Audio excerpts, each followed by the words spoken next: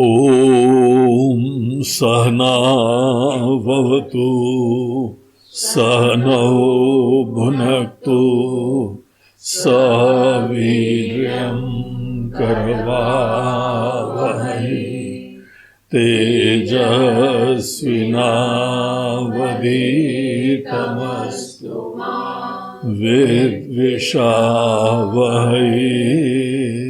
ओम शांति शांति शांति।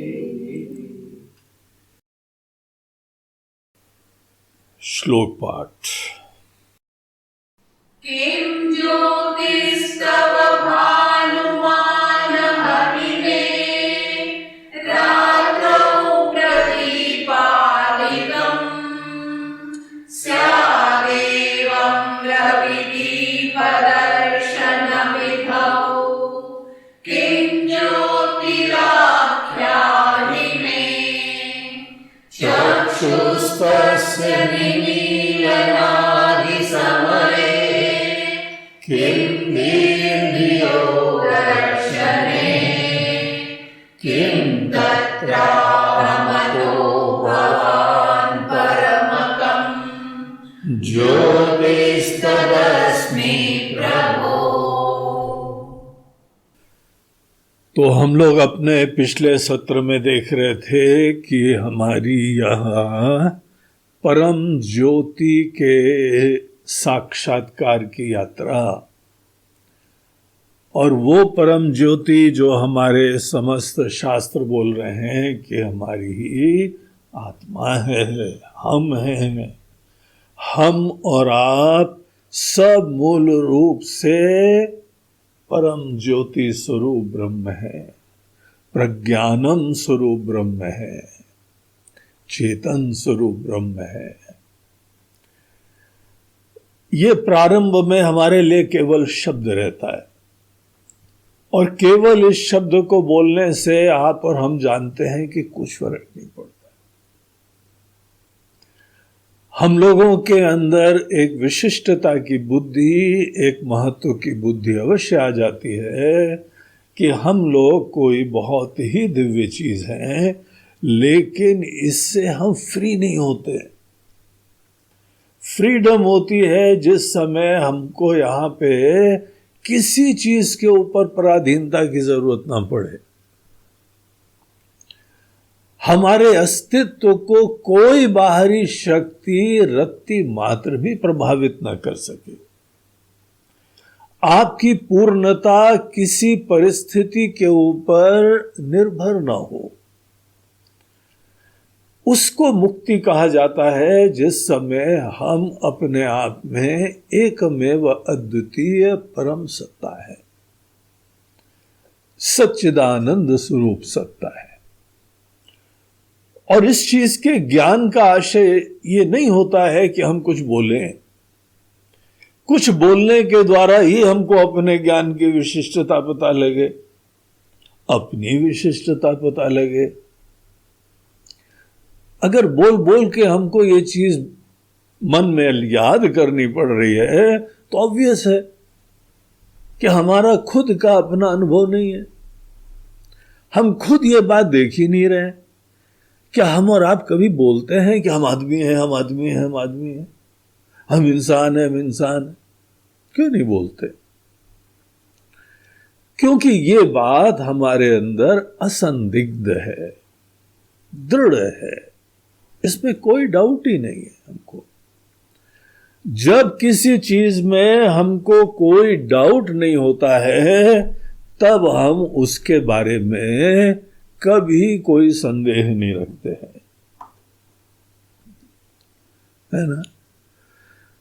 लेकिन जब हमारा अपना अनुभव नहीं होता है तब जाके हमको दूसरे वाक्य को बोल बोल के अपनी विशिष्टता का एहसास उत्पन्न करना पड़ रहा है। ऐसे समय ये बात अति स्पष्ट है कि हमको दिख नहीं रहा है। ज्ञान उसको बोलते हैं कि जब हमको न कोई शब्द प्रयोग करना पड़े, न कोई विचार लाना पड़े, न किसी चीज का एहसास उत्पन्न करना पड़े, हम हर अनुभूति के पूर्व में विराजमान होते हैं। अनुभूति तो हमारी ही प्रेरणा है, अनुभूति की इच्छा तो हमारा संकल्प है, हमारी कामना है। वो सब हमारे इच्छा के बाद ही अनेकों चेष्टाएं होती हैं। जिस समय ना ही हमको कोई चेष्टा करनी पड़ रही है, ना कोई विचार करना पड़ रहा है, उस समय हम अपने आप में क्या है, वो होता है आत्मा का ज्ञान, मैं का ज्ञान। उस समय जब हमको ये बात दिख रही हो कि इस पूरी दुनिया की एकमात्र सच्चाई हम ही है, हमसे दुनिया आई है, हम में दुनिया टिकी है, और ये पूरी दुनिया जो है वो एक दिन चली भी जाएगी, लेकिन हमारा बाल बाका नहीं होगा। हम अपने आप में पूर्ण है, अपने आप में कंप्लीट है, सुरक्षित हैं, अविनाशी हैं। देश और काल, टाइम और स्पेस आदि को हम ट्रांसेंड करते हैं।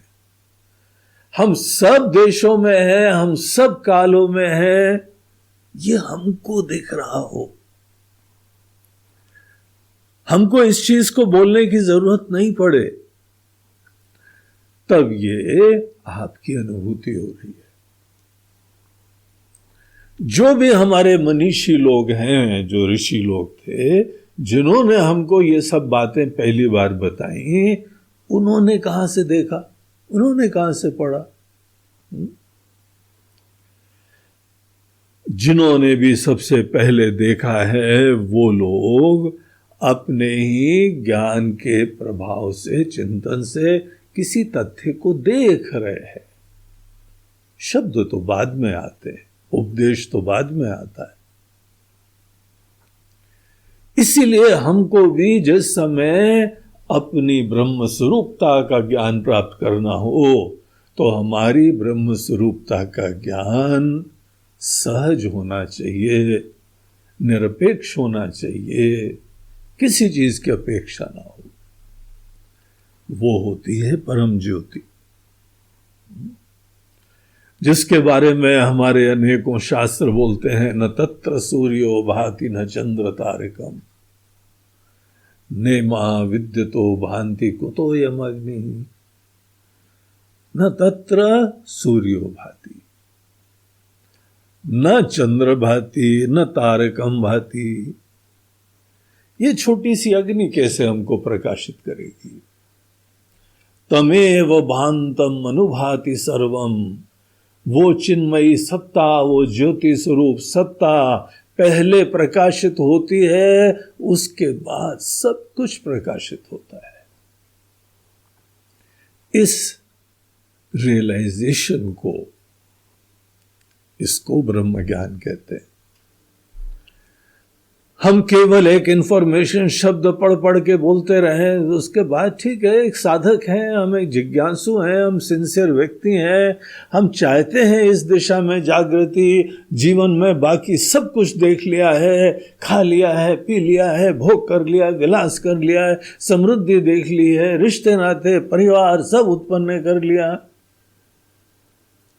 सब चीजें जीवन में देख ली। अब ये भी हम देखना चाहते हैं। मनुष्य जीवन की ये परम संभावना है, मनुष्य जीवन का ये परम लक्ष्य है कि अपने आप को ये परम ज्योति हम देखें, चिन्मयी सत्ता देखें। हमारे गुरुदेव का नाम था चिन्मयानंद।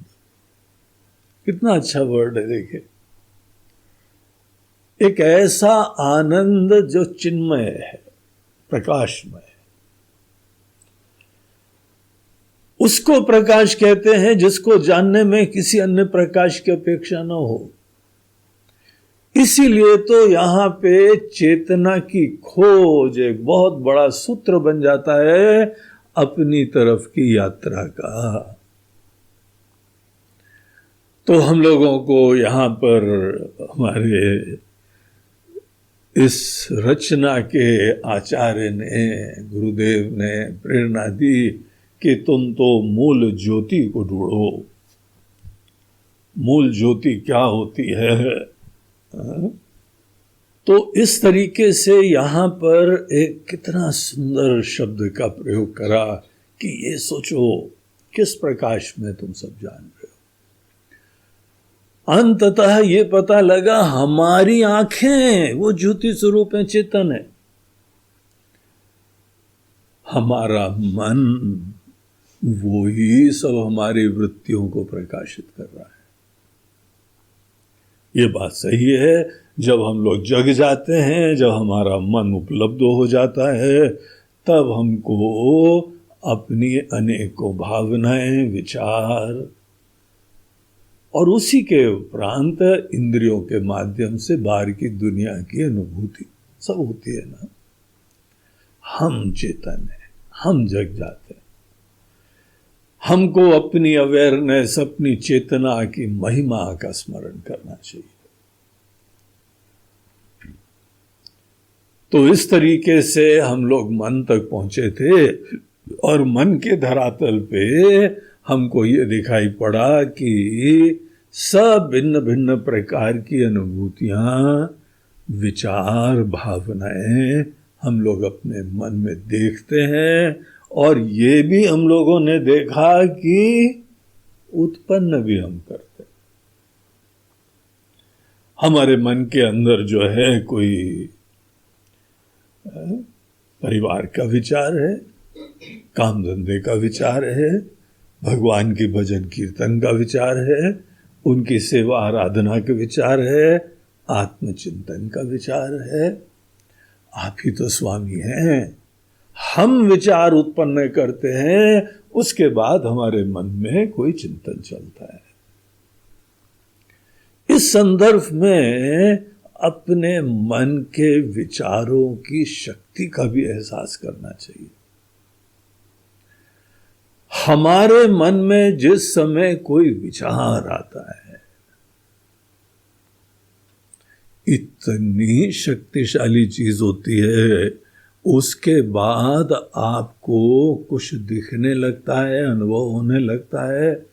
सब कुछ हमारे मन में विचार आने के बाद ही होता है। हमारे मन की जो संकल्प की पावर है, थॉट की पावर है, बहुत पावरफुल होती है। एक स्वामी शिवानंद जी करके ऋषिकेश में थे, उनके अभी भी नाम से उनका है, वहाँ का आश्रम भी चल रहा है। उनके किताब है थॉट पावर। बोला तुमने बहुत सारी पावर देखी है, लेकिन तुमको थॉट की पावर देखनी चाहिए। इस थॉट की पावर को ही वजह से कोई आदमी बहुत सुखी हो पाता है, कोई दुखी हो पाता है। मन के इस सामर्थ्य के वजह से ही हम कई बार सफल होते हैं, कई बार असफल होते हैं। कोई अच्छा राजा, कोई अच्छा नेता अपने मन के इस आत्मबल के वजह से ही एक पूरे देश को दिशा दे देता है, देश का निर्माण कर देता है। और कोई मूर्खानंद विनाश कर देता है। ये मन की ही पावर तो होती है। अच्छे लोग अच्छे मन के वजह से होते हैं, बुरे लोग बुरे मन के वजह से होते हैं। ये मन की जो थॉट्स होती हैं, वृत्तियां होती हैं, ये बहुत पावरफुल चीज है। इनको बहुत ही लाइटली नहीं लेना चाहिए। आप व्यक्तित्व का निर्माण केवल अच्छे विचार से कर सकते हैं। अगर किसी को एक अच्छा विचार मिल जाए तो उसका जीवन बदल सकता है। इतने ज्यादा पावरफुल होते हैं मन के विचार। तो मन के ये विचार मन उत्पन्न भी करता है, मन अनुभव भी करता है। अब यहां पर एक क्वेश्चन और उठाया जाता है, किम धीर धियो दर्शने। हमको हमारे मन के अंदर के विचार जो दिखाई पड़ते हैं, देखिए एक बात हम बार बार हर लेवल के ऊपर बताते जा रहे हैं, मन के अंदर एक दैवी गुण होने का प्रसाद क्या होता है, जो भी हमको किसी लेवल पर भी दिखाई पड़ता है, आप उस लेवल पे रहते हुए नेक्स्ट लेवल पे और गहराई में कैसे जा पाते हैं, ये सोचो। यहां पे ही आचार्य लोग ये सब बातें कह रहे हैं, वो आगे पहुंच रहे हैं, हम क्यों नहीं पहुंच पाते, क्या कारण है? हम दृश्य देखते समय ज्योति की तरफ हमारा ध्यान नहीं जाता है। हमको बताया जा रहा है तो हम रियलाइज कर रहे हैं कि हाँ, this is a fact, very interesting, nice. लेकिन ये एक पॉइंट के ऊपर सोचो, हमको भी सदैव दृश्य दिखाई पड़ रहा है, सदैव ज्योति का अस्तित्व है, हम दृश्य में ऐसे उलझ जाते हैं कि अन्य चीजें हमको दिखाई नहीं पड़ती। वो हमारी जो दृष्टि होती है, जिस दृष्टि के वजह से बाहर की चीजों में उलझ जाते हैं, इनफैक्ट कॉन्स्ट्रिक्ट हो जाती है हमारी दृष्टि, उसके अलावा कुछ नहीं दिखता है हमको। वो हमारी दृष्टि की विलक्षणता होती है। और कोई व्यक्ति ऐसी संवेदना से देखता है, इतनी ज्यादा जो है वह सजगता से देखता है, उसको वो चीज भी अच्छी दिखाई पड़ती है, बहुत गहराई से दिखाई पड़ती है हर चीजें, और साथ साथ ज्योति का अस्तित्व भी उसको खुद भी एहसास होने लगता है। मात्र पॉइंट आउट करने की जरूरत होती है। उस दृष्टि की विशिष्टता को, वो स्वस्थ दृष्टि को हमारे शास्त्र वैराग्य के नाम से बुलाते हैं। इसीलिए तो कोई भी वेदांत के स्टूडेंट के अंदर यह गुण माना जाता है। अगर तुमको कोई बाहर चीज दिखाई पड़े और तुम उसमें या तो आश्रित हो गए, पराधीन हो गए, या मन के अंदर अप्रसन्न हो गए, तो उसके अलावा हमको कुछ नहीं दिखाई पड़ेगा। राग और द्वेष हमको उलझा देते हैं, पकड़ लेते हैं। अटैचमेंट और एवर्जन, कोई बहुत अच्छा लगता है, कोई बहुत ही हमको बुरा लगता है। अगर इस चक्कर में पड़ गए ना, तो कुछ नहीं दिखाई पड़ेगा उसके अलावा। हमारी दृष्टि ऐसी रह जाएगी जैसे किसी जो है ना, वो तांगे वांगे में घोड़े की आंख के दोनों साइड में वो एक पट्टा लगा देते हैं, केवल घोड़े आगे देखो, तुम्हारे लिए दाएं बाएं कुछ नहीं हो। राग द्वेष के द्वारा हम अपनी दृष्टि पर ही पट्टा लगा देते हैं, यही दिखाई पड़े, इसके अलावा कुछ नहीं दिखाई पड़ता है। और मजेदार बात यह है कि राग के विषयों को तुम कितना देखते रहो, कभी राग खत्म ही नहीं होता है। राग का ऑब्जेक्टिव भी नहीं खत्म होता है। द्वेष हम आप किसी के प्रति करने लगे तो कितना भी द्वेष करो, खुंदक नहीं खत्म होती। इसीलिए ये बड़े विचित्र चीज है। गीता में बोलते हैं कि तव यस्य परिपंथी न हो, ये तुम्हारे रास्ते के चोर हैं। हमको ऐसा नहीं कहा जा रहा है कि तुम किसी चीज को देखो नहीं, अनुभव नहीं करो, पसंद नहीं करो, लेकिन राग अगर आ जाएगा तो फंस जाओगे, तुम पराधीन हो जाओगे, डर जाओगे, डरे डरे जियोगे। राग होता है कि हमारी पराधीनता, हमारी खुशियां निर्भर हो जाती किसी पे, या हमारी खुशियां किसी चीज से प्रभावित हो जाती है। तो ये राग और द्वेष ऐसे होते हैं कि हमको कुछ और देखने नहीं देते, हम पगला जाते, ऑब्सेशन हो जाता है। इसीलिए अगर हमारे मन के अंदर राग और द्वेष रूपी कलुष विराजमान है, इसीलिए इनको मल कहा जाता है, ये स्वस्थ चीजें नहीं है, ये कमजोर बनाती है इंसान को, अंधा बनाती है इंसान को, जुनून होता है, स्वतंत्रता खो जाती है, ये सब इसके कॉन्सिक्वेंस होता है। इसीलिए कोई भी सुखी, सफल, बुद्धिमान इंसान देखता सब चीजों से है, लेकिन अपने मन के अंदर ये भावनात्मक उथल पुथल ऐसी ना हो कि हमारी बुद्धि कुंठित हो जाए।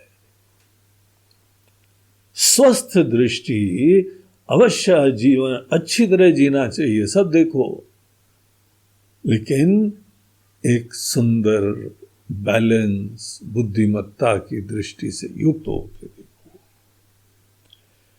उसको बोला गया है वैराग्य। वैराग्य जब होता है तो आदमी किसी चीज को और अच्छाई से देखता है, कोई पर्सनल स्टेक्स नहीं होते हैं, इसीलिए हम बहुत अच्छी तरह से देख पाते हैं।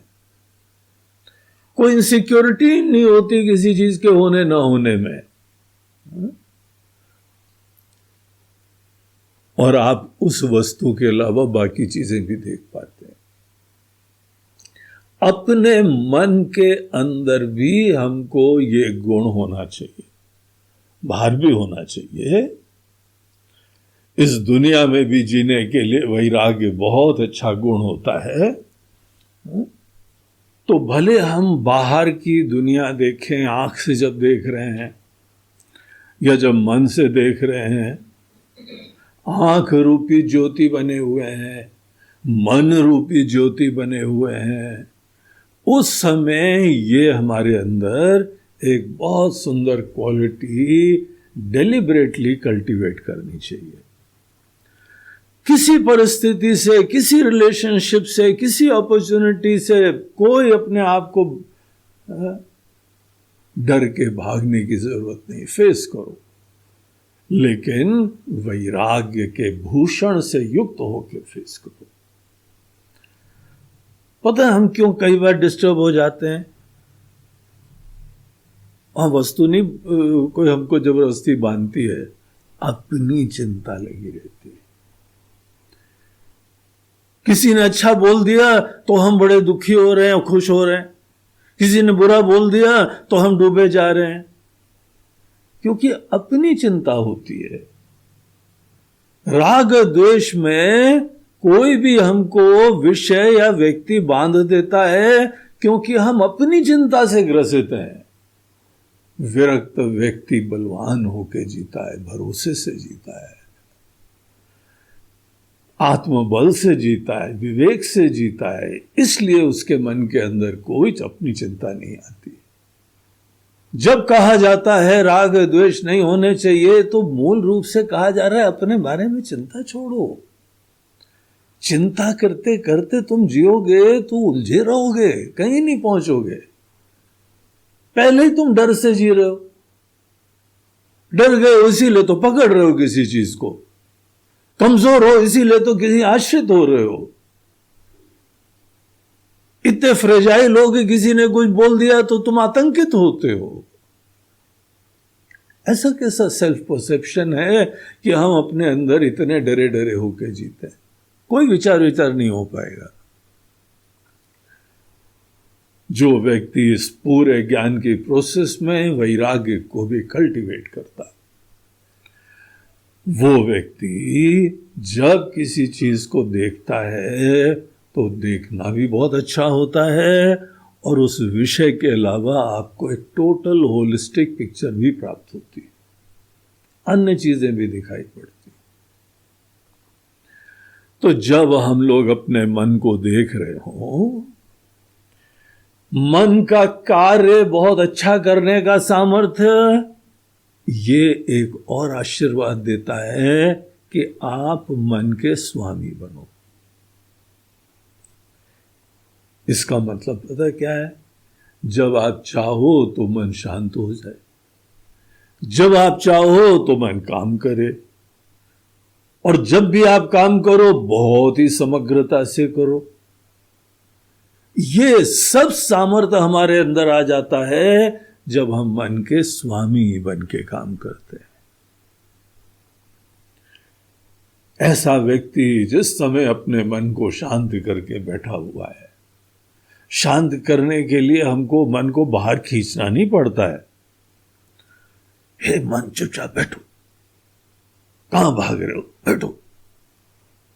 इस प्रकार से मिस्टर हंटर वाला या मिस्टर हंटर वाली बन के बैठ के अपने मन को कंट्रोल नहीं करा जाता है। मन की दुनिया बड़ी अलग होती है।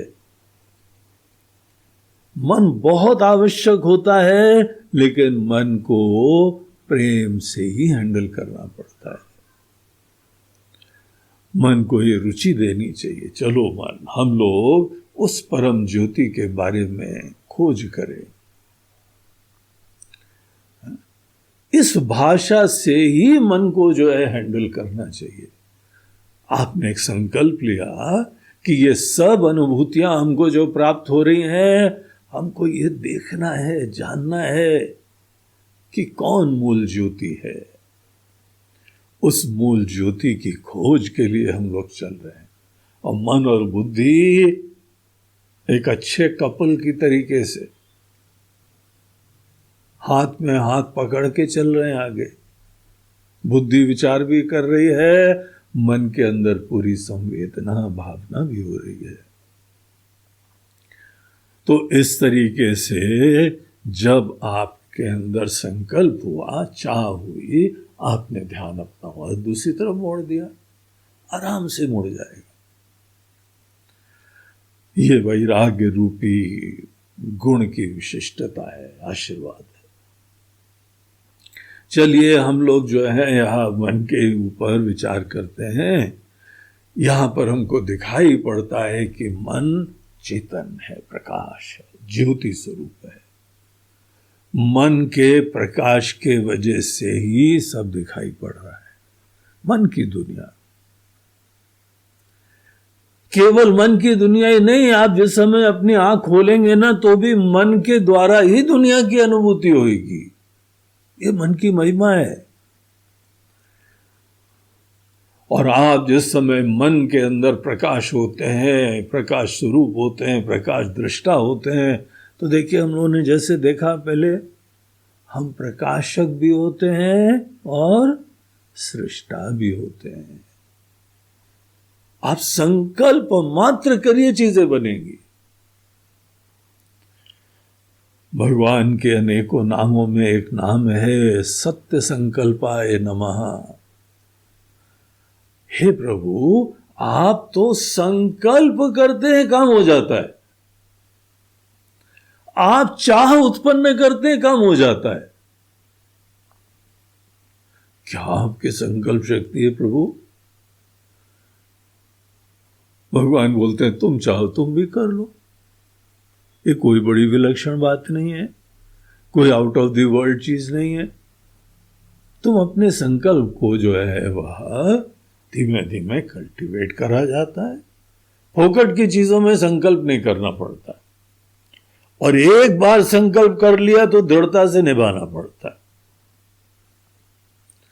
किसी चीज का अगर तुमने संकल्प ले लिया तो उसको निभाने का चरित्र रखो। कोई भी ऑब्स्टिकल आ जाए वो हम नहीं हिलाएंगे। व्रत का ले लिया, जप का ले लिया, ध्यान का ले लिया, योग का ले लिया, आपके संकल्प की प्रधानता है। देखिए व्रत में जो होता है, हम नहीं खाएंगे, वहां पे एक तरफ से शरीर की डिमांड होती है, दूसरी तरफ से आपके मन की स्वतंत्रता होती है। कौन जीतता है इस लड़ाई को? शरीर की लालसाएं जीत जाती हैं कि आपके मन के संकल्प की शक्ति जीत जाती है? इस तरीके से धीमे धीमे हमको दृढ़ करना पड़ता है। और एक वचन का पालन परम आवश्यक। ऐसे संकल्प की शक्ति बढ़ती।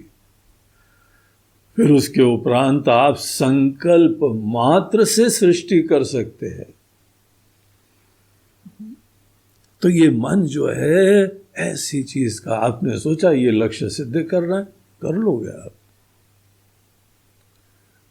बाहर ये हमको प्रोजेक्ट कंप्लीट करना है, दृढ़ संकल्प करो, उतार चढ़ाव के बावजूद बगैर डिस्टर्ब हुए आप कर सको। तो इस तरीके से मन का ये सामर्थ्य देखो। यद्यपि मन ये अनेकानेक कार्य जो है वो करता है, लेकिन एक चीज की तरफ ध्यान दो, मन कब करता है? जिस समय मन को कुछ करने की इच्छा होती है तब करता है। करने की इच्छा कब होती है? जब कोई अनुभूति की आकांक्षा होती है। इन दोनों चीजों को वेदांत शास्त्र में कहा जाता है कर्तृत्व और भोक्तृत्व। कुछ भोगने की, कुछ अनुभूति की आकांक्षा होती है, यहां से कहानी चालू होती है। और उसके उपरांत जो भी हमारी अकल है, जैसी भी बुद्धि है, वैसा हम काम करते हैं।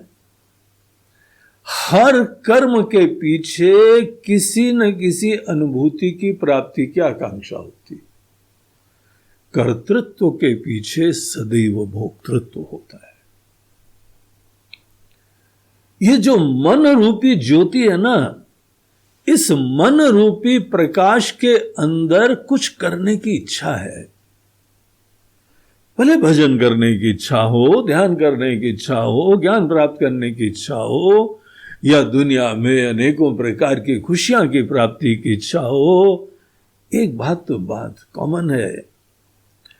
हर व्यक्ति के मन के अंदर जहां मिस्टर मनी राम आते हैं, कुछ न कुछ उसके अंदर प्रेरणा होती है, करने का सामर्थ्य होता है।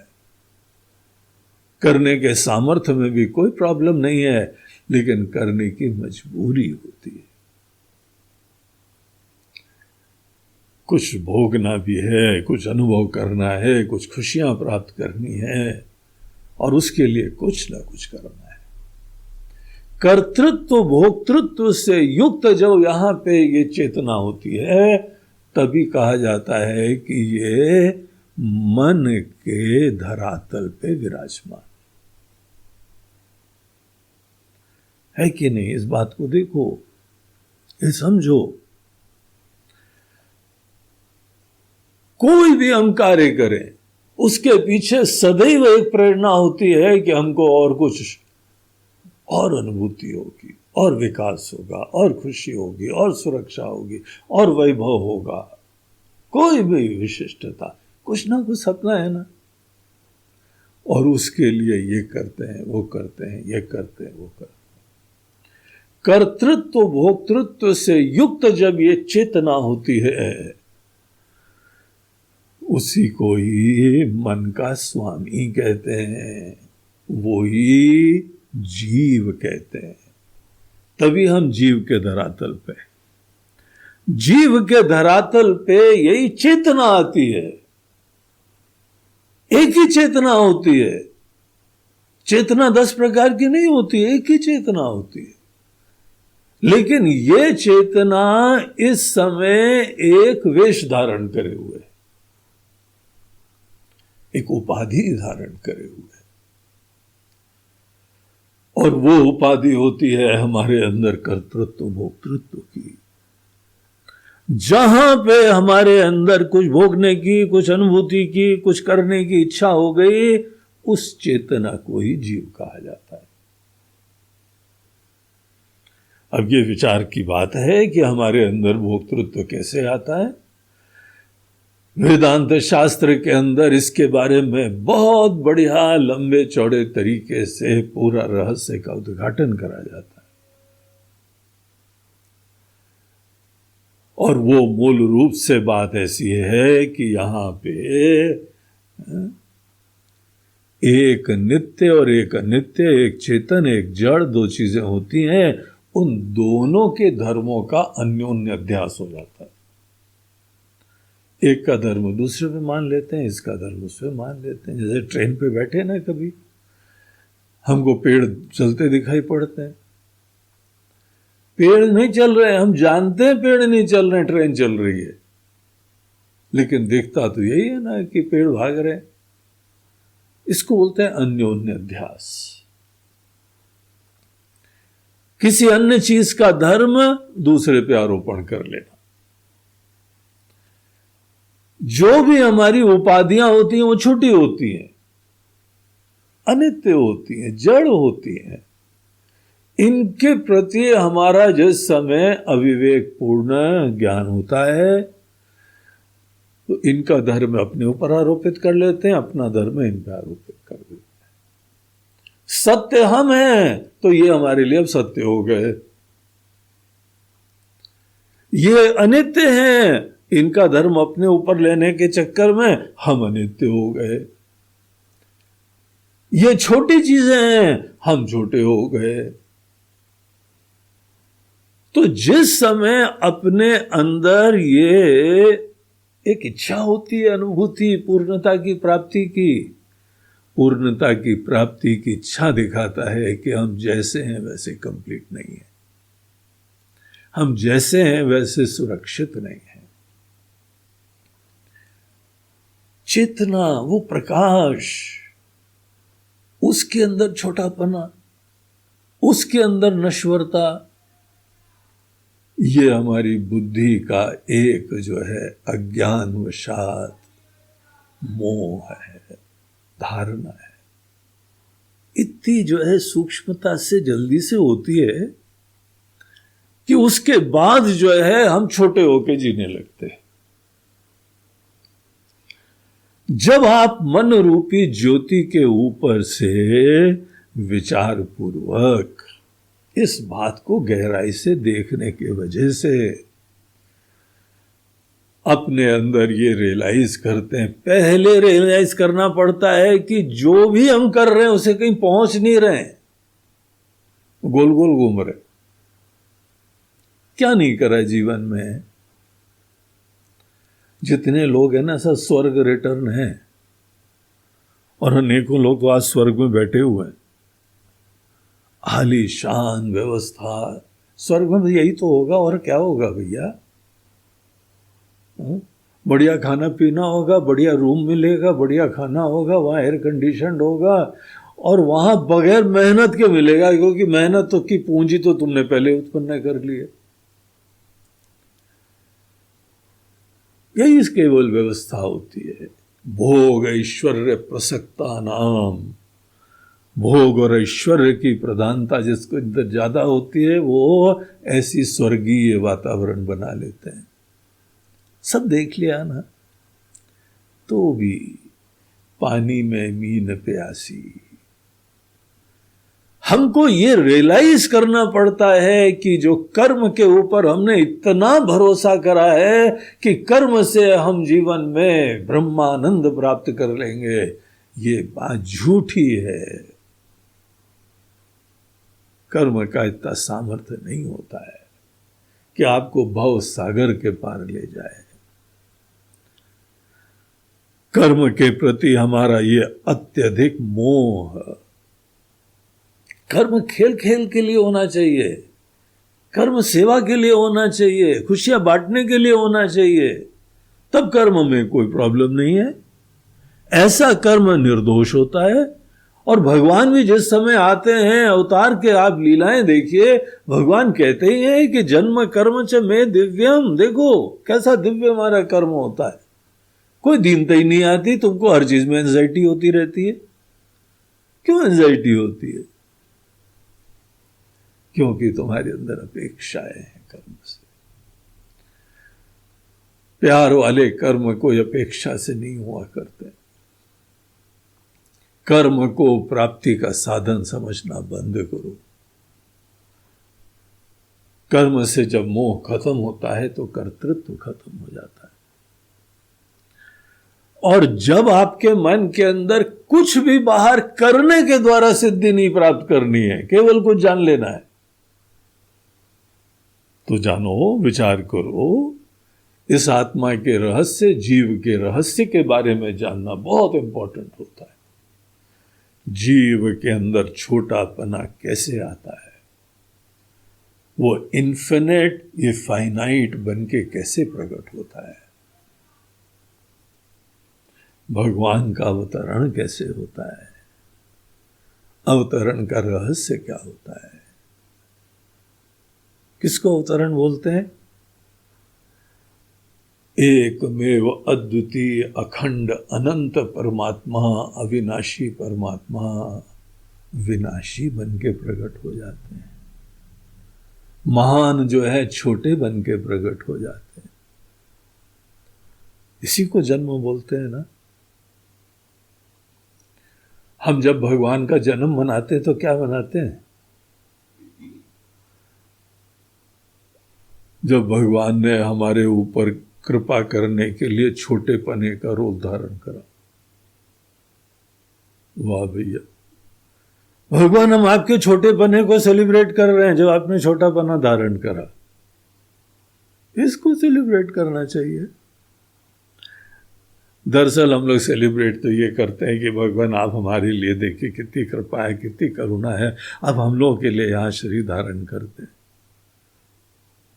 अपने स्वार्थ की चिंता करते हुए भगवान के छोटे पने को भी सेलिब्रेट कर रहे हैं, हमको मदद करने आए।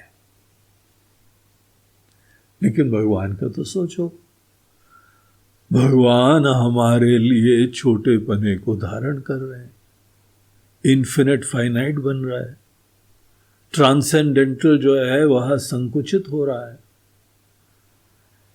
इसको बोलते हैं भगवान के जन्म का रहस्य। जो भगवान के जन्म का रहस्य जानता है वो ये समझ जाता है कि ये सब अपने ऊपर चोला धारण करा हुआ है, कोई वो संकुचित नहीं है। हमारा छोटापना केवल अविवेक जनित होता है, हमारे अंदर असुरक्षा, डर, कोई सर पैर नहीं होते हैं इसके, केवल कल्पित होता है। हमारे छोटे पने का रहस्य बताने के लिए ही वेदांत शास्त्र हमको रज्जु सर्प आदि के दृष्टांत देते हैं। रस्सी को नहीं जाना, इसीलिए उसके बारे में सर्प की कल्पना हो गई। अपनी वास्तविकता नहीं जानी, विवेक नहीं रखा, इसीलिए अनात्मा के धर्म अपने ऊपर आरोपित कर दिए।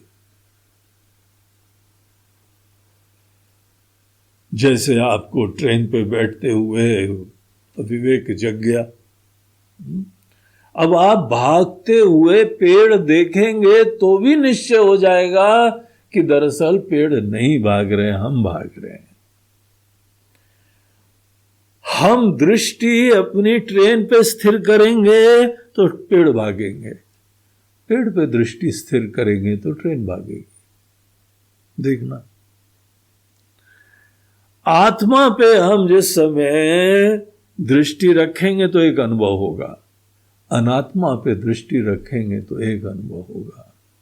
अनात्मा को सत्य समझोगे तो आप छोटे हो जाओगे, आत्मा को सत्य समझोगे तो जगत मिथ्या हो जाएगा। विवेक की महिमा देखो। और जो व्यक्ति ये आत्मा अनात्मा विवेक करता है, उसके अंदर से समस्त संकुचिताएं खत्म हो जाती हैं। वो ये जान जाता है कि ये सत्य ही है, ये डीप रूटेड नहीं है, ये यथार्थ नहीं है। और जब हमारा छोटापना खत्म होता है तभी भोक्तृत्व की जड़ खत्म होती है। मन के धरातल पे जो चेतना होती है वो कर्तृत्व भोक्तृत्व से युक्त होती है, और हमारी चेतना के अंदर कर्तृत्व भोक्तृत्व का निषेध कर देना, इसको कल्पित जान जाना, इसको ये समझ जाना कि ये यथार्थ नहीं है। ये तो उस प्रकार की बात है कि कोई एक्टर कोई रोल प्ले कर रहा है, आपने स्वेच्छा से रोल धारण करा है, वस्तुतः नहीं हो आप कहीं माता है, कहीं पिता है, कहीं पुत्र है, कहीं पुत्री है, कहीं गुरु है, कहीं शिष्य है। उस समय भी ये ज्ञान होना चाहिए कि वस्तुतः हम नहीं है। अब जब हम अपने किसी व्यक्ति के साथ कोई विचार शेयर कर रहे हैं, बोलता है महाराज जी कितना बढ़िया ज्ञान दिया, हम तो धन्य हो गए, आप गुरु जी, आप प्रणाम है आपको। बिल्कुल ठीक बात है। जो ज्ञान लेने की भावना रखेगा उसके सामने हम ज्ञान देने वाले बन गए। अपने गुरुदेव के सामने गए, वहां हम ज्ञान लेने वाले बन गए। आप अपनी संतान के सामने होते हैं तो आप उनके जनक या जननी हो गए। आप अपने माता पिता के पास जाते हैं तो आप जो है उनकी संतान हो गए। ये हमारे भिन्न भिन्न रोल्स हैं। परिस्थिति के अनुरूप हम लोग भिन्न भिन्न रोल्स धारण कर लेते हैं। जब कुछ अनुभव करने की प्रेरणा हुई तो वक्ता बन गए, जब करने की प्रेरणा हुई तो कर्ता बन गए, सुनने की इच्छा हुई तो श्रोता बन गए, देखने की इच्छा हुई तो दृष्टा बन गए, रथ चलाने की इच्छा हुई तो ड्राइवर बन गए, सारथी बन गए, गाय चराने की इच्छा हुई तो ग्वाला बन गए, और बहुत सुंदर सुंदर वहां पे ग्वालिन थी, उनके साथ नाचने की इच्छा हुई तो रासलीला करने वाले बन गए। अब जो चाहो बन जाओ। अगर आपको अपना ज्ञान है तो कुछ बनने में आपको प्रॉब्लम नहीं है, ना उसको पकड़ने की जरूरत है ना छोड़ने की जरूरत है। और ये कार्य केवल विवेक की वजह से हो पाता है। आत्मा अनात्मा विवेक से ही मन रूपी ज्योति से हम परम ज्योति की यात्रा करते हैं। तो हमारे मन के धरातल पे ज्योति हम ही जान रहे, हम ही जान रहे।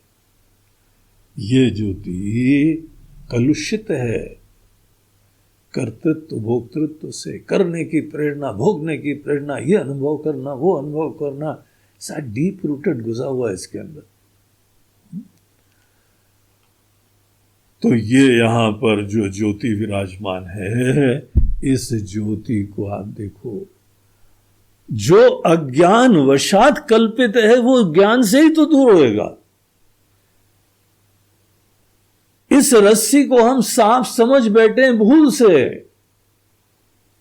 तो ठीक विचार से ही आपको रस्सी दिखाई पड़ने वाली है और सांप को आप निषेध कर देंगे। तो उसी तरीके से हम मन के धरातल पे ज्योति होके तो बैठते हैं, लेकिन वो कलुषित ज्योति, संकुचित ज्योति, अपेक्षा वाली ज्योति, संकुचिता वाली ज्योति, इसीलिए एंजाइटी होती मन को। क्योंकि मन बेसिकली जो है ना भोक्ता बना है, उसको चिंता होती है, अनुभव हो नहीं रहा है, पूर्णता आ नहीं रही है, सुरक्षा आ नहीं रही है, सिक्योरिटी कैसे हो। तो यहां पे विवेक का आश्रय लिया जाता है। यहां मूल रूप से वेदांत शास्त्र का यूज होता है। कर्तृत्व भोक्तृत्व का कांटा निकालने के लिए ही वेदांत शास्त्र का प्रयोग होता है। उसके द्वारा हमारे अंदर सब चीजें बाधित हो जाती है। ऐसा मत समझना कि हम कर्तृत्व भोक्तृत्व धारण नहीं कर सकते हैं। आपकी स्वतंत्रता हमारी स्वतंत्रता में कुछ फर्क नहीं पड़ने वाला है। स्वतंत्रता भगवान की बनी रहती है,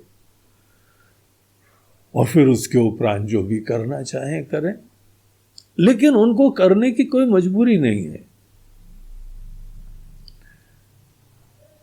ये बात को पहले देखो। सब चीजों का निषेध करके केवल चेतना देखो। भोक्तृत्व को भी कौन धारण करता है? हम तो बना रहता है ना। कर्तृत्व को कौन धारण करता है? हम करता है, हम भोगता है। हम शब्द एक कॉमन डिनोमिनेटर की तरह बना रहता है। कई बार कर्ता बने, कई बार नहीं बने, कई बार श्रोता बने, कई बार नहीं बने। ये चीजें आती जाती रहती हैं। ये देखो, चेतना इन सब चीजों से अलिप्त है, असंग है।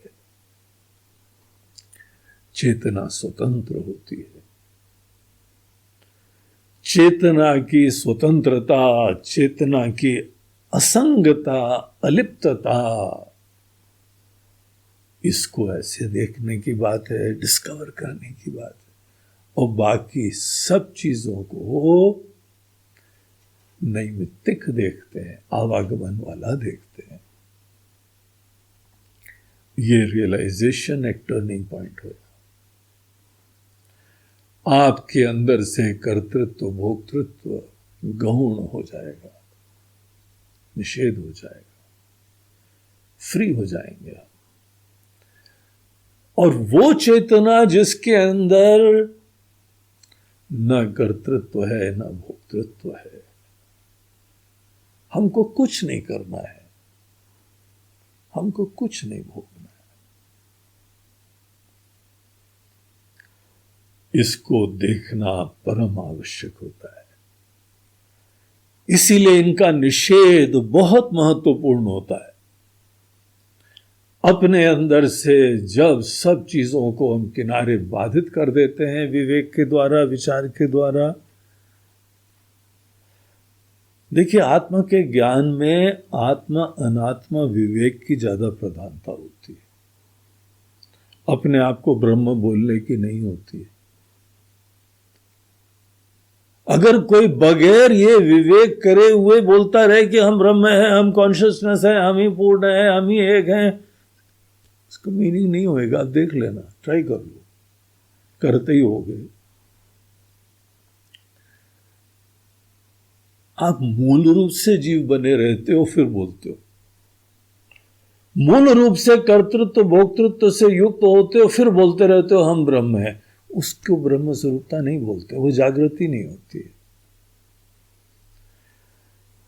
कर्तृत्व भोक्तृत्व का विवेक से निषेध करो और केवल चेतना देखो, जो धारण करती है, जो छोड़ती है। उस ज्योति को, जब कोई ऐसी ज्योति को मैं की तरह रियलाइज करता है, इतनी देर तक हम ज्योति हैं ये तो बात पता ही लग गई। आंख से भी हम ही तो देख रहे हैं, मन से हम ही तो प्रकाशित कर रहे हैं। लेकिन अब लास्ट लेवल पे ज्योति के ऊपर आरोपणों का निषेध होता है, अध्यारोप का अपवाद होता है, और मात्र ज्योति अवशिष्ट रहती। स्वप्रकाश सत्ता, चिन्मयी सत्ता। और जब किसी व्यक्ति को समस्त द्वैत मिथ्या दिखाई पड़ता है, मिथ्या का मतलब ये नहीं होता कि है नहीं। मिथ्या का मतलब होता है इंडिपेंडेंट एग्जिस्टेंस का अभाव। समस्त दृश्य चीजें दृष्टा पे निर्भर हैं। आपका सपना, आप स्वप्न दृष्टा के ऊपर निर्भर होता है। स्वप्न दृष्टा चला जाए तो सपना बना रहेगा क्या? इसलिए उसको मिथ्या कहा जाता है, एक अलग कैटेगरी है। इंडिपेंडेंट एग्जिस्टेंस का अभाव, पूरी दुनिया हम देख रहे हैं, इसका रियलाइज करना पड़ता है, इस प्रोफाउंड सच्चाई का। इसका इंडिपेंडेंट एग्जिस्टेंस नहीं है। जो ज्योति है, जो प्रकाशक है, वो ही एग्जिस्टेंट है, उसकी सत्ता है। हम ऐसी ज्योति हैं, ये तो बात धीमे धीमे से दो ही चुकी थी, अनुभव का विषय बन गई थी। अब इसके अंदर इन संकुचिताओं का अपवाद करने से ज्योति फ्री हो जाती है। वो तो फ्री थी, हमारी अवेयरनेस में भी फ्री हो जाती है। मैं का हमारा जो ज्ञान है वो निर्मल हो जाता है,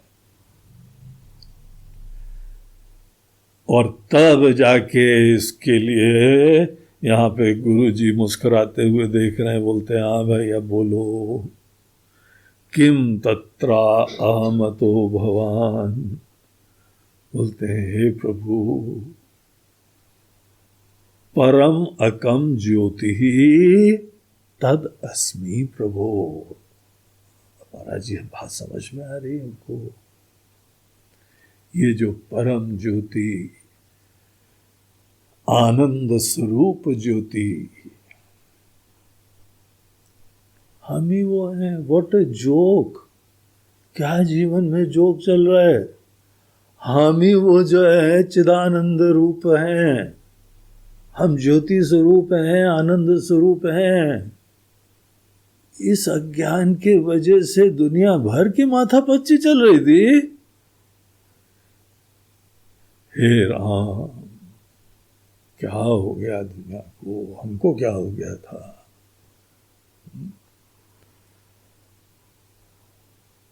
तो इस तरीके से देखिए, शुरुआत में जब आप बाकी सब चीजों को महत्व देते रहते हैं ना, तब द्वैत होता है। द्वैत किसको बोलते हैं? बाहर की चीजों को देखने को द्वैत नहीं बोलते हैं। कोई प्रोजेक्शन है, आप शीशे के सामने खड़े हुए हैं और आपको अपना प्रतिबिंब दिखाई पड़ रहा है, तो आप द्वैत में है क्या? नहीं। द्वैत में प्रतीति के आभास को देखना, किसी दृश्य की प्रतीति प्राप्त करना, उसको द्वैत नहीं बोलते। द्वैत बोलते हैं कि जो दृश्य है वो आपको सत्य दिखाई पड़े। सुख दुख देने का सामर्थ्य जब किसी दृश्य पे आरोपित कर दो तो उसको हम महत्व देते हैं। जब अपने से बाहरी किसी चीज के प्रति महत्व की बुद्धि है कि उससे हमको सुख दुख प्राप्त होएगा, उसको द्वैत में जाना बोलते हैं। और जब आप प्रतीति को, जो भी यह प्रातिभासिक जगत है, दृश्य का विलास है, इसके बारे में जब भी ऐसी दृष्टि हो जाए कि इसकी कोई स्वतंत्र सत्ता ही नहीं है, ये प्रातिभासिक है, ये प्रतीति मात्र है, ये तो विश्वम दर्पण दृश्यमान नगरी तुल्यम, दर्पण में प्रातिभासिक प्रतिबिंब जैसे होता है। प्रतिबिंब को आप देखते ही हैं, देखने में कोई इशू नहीं है, लेकिन आप जानते हैं कि यह सत्य नहीं है। उसी तरीके से ये ज्योति अनेकानेक चीजों को प्रकाशित करती है। जिसको प्रकाशित करती है उसके बारे में भी सच्चाई जाननी आवश्यक होती है। आत्मा के ज्ञान में केवल आत्मा का ही थोड़ी चिंतन होता है, अनात्मा का कहीं ज्यादा चिंतन होता है। क्योंकि इसी को नहीं जानने की वजह से तो इसमें मोहित होकर पकड़े हुए हैं, उसको पराधीन हो गए। इसीलिए जो भी यहां पे दृष्ट जगत है, अनुभव वाला जगत है, जो भी दिखाई पड़ रहा है, भले आंखों के द्वारा बाहर की दुनिया दिखाई पड़ रही हो या अपने मन के धरातल पे आपको मनोराज्य दिखाई पड़ रहा हो, स्वप्न दिखाई पड़ रहा हो, देखो कोई हर्जा नहीं है, लेकिन ये अवेयरनेस बनी रहनी चाहिए, सब प्रातिभाषिक है। शंकराचार्य जी के द्वारा दक्षिणामूर्ति स्तोत्र में श्री गणेश करने का पहला वाक्य सूत्र की तरह ध्यान रखना चाहिए। विश्वम दर्पण दृश्यमान नगरी तुल्यम। ये शीशे के अंदर रिफ्लेक्शन तुल्य है, जरूर है, बहुत सुंदर है, बड़ा अद्भुत है, लेकिन तुल्य है, उसी से कंपेरेबल, इंडिपेंडेंट एग्जिस्टेंस नहीं है उसका। इसीलिए तो चेंजिंग है, देखते देखते चीजें चली जाती हैं। आपके साथ के लोग कहां चले गए? हम लखनऊ जाते हैं तो वहां एक सज्जन है, काफी वृद्ध हो गए, वो सदैव बोलते हैं, गुरु जी अब हमारा नंबर है। हमारे साथ के वो भी चले गए, ये भी चले गए, अफसर भी चले गए, बीबी भी चली गई, अब हम जाने वाले हैं। नेक्स्ट ईयर जाके बोले, अभी तो आप नहीं गए। नहीं, अभी नहीं गए, जाने वाले हैं। वो मर मर के जी रहे हैं डर डर के जी रहे हैं, अब हम जाने वाले हैं। ये दुनिया को देखो, देखते देखते इसके प्रति महत्व की बुद्धि खत्म करो। जब आप इस द्वैत को खत्म करेंगे तब आपको एक और घटना घटित होगी। कौन सी घटना? ज्योति, ये परम ज्योति परम आनंद हो जाता है। आनंद की अनुभूति द्वैत की समाप्ति पे होती है, ये ध्यान रखना। किसी चीज में भी, बाहर विषय हो, कोई रिश्ते हो, कोई जगह हो, कोई कुर्सी हो, कोई पद हो, जब आपसे दूरी बनी रहेगी तब आप केवल एक चेतन प्राणी रहेंगे, और जब आपसे वो एक हो जाएंगे तब आप आनंद स्वरूप हो जाएंगे। आत्मा की चेतन स्वरूपता एक द्वैत के मोह को दिखाती है, आत्मा की आनंद स्वरूपता द्वैत के अभाव का सूचक होती है। इसीलिए आप पहले परम ज्योति हो और उसके उपरांत समस्त द्वैत का निषेध करो, और जहां सब द्वैत का निषेध हो जाएगा, जिस दिन हमारी ही बुद्धि में, हमारे ही भेजे में ये बात बैठ जाएगी, उसके बाद केवल ये परम ज्योति बची हुई है। परम ज्योति को न कुछ प्राप्त करना है, न कुछ सिद्ध करना है, न कुछ इसके अलावा है। ऐसी एक अनुभूति को ही परम आनंद कहते हैं। तो इस तरीके से एक दिव्य विलक्षण यात्रा, ज्योति को पकड़ के वास्तविक ज्योति की खोज की यात्रा, आपको अपने ही स्वस्वरूप में वो जगा देने में सक्षम होती है। बहुत ही पोटेंट क्वेश्चन होता है, बहुत ही प्रभावशाली क्वेश्चन होता है, दूरगामी क्वेश्चन होता है, आपको अपने अंदर ले जाता है, आत्मस्वरूप को रिवील करने के लिए।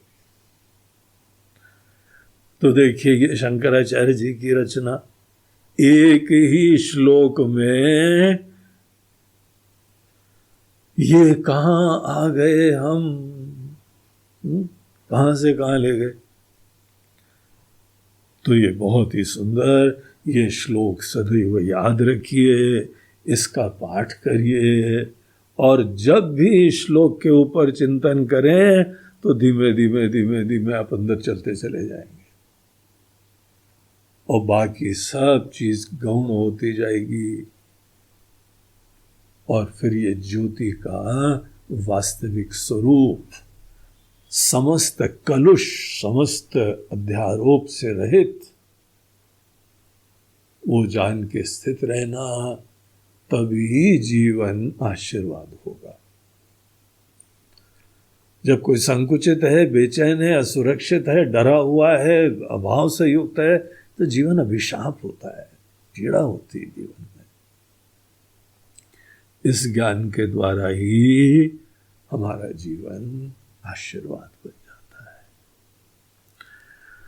तो इसके साथ ही हमारा ये श्रवणमाला, वेदांत श्रवणमाला, इसमें एक श्लोकी ज्ञान यज्ञ हुआ। तो आप लोगों ने इस ज्ञान यज्ञ में भाग लिया। आप सबको बहुत बहुत शुभकामनाएं और आशीर्वाद। अब जैसे कोई भी ज्ञान यज्ञ के बाद जो आदमी भी लाभान्वित होता है, ज्ञान की प्राप्ति होती है, आपको पता है ना क्या होना चाहिए?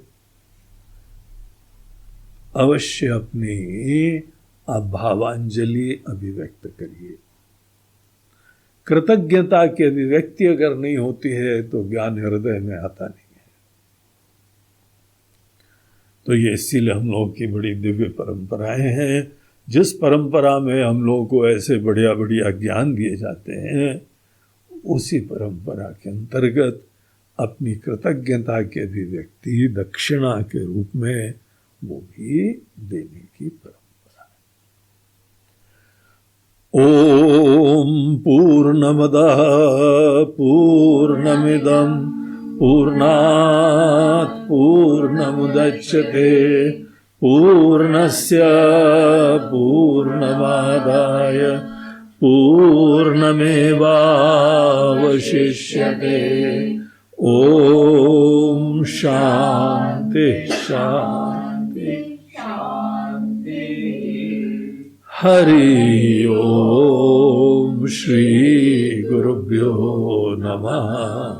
हरि ओम। नमः पार्वती हर हर महादेव। नर्मदे हर। बोलो गंगा मैया की जय। किं ज्योतिस्तव भानुमान हरिणे रात्रौ प्रदीपादिकम् स्यादेवं रविदीपदर्शनविधौ किं ज्योतिराख्याहि मे चक्षुस्तस्य निमीलनादिसमये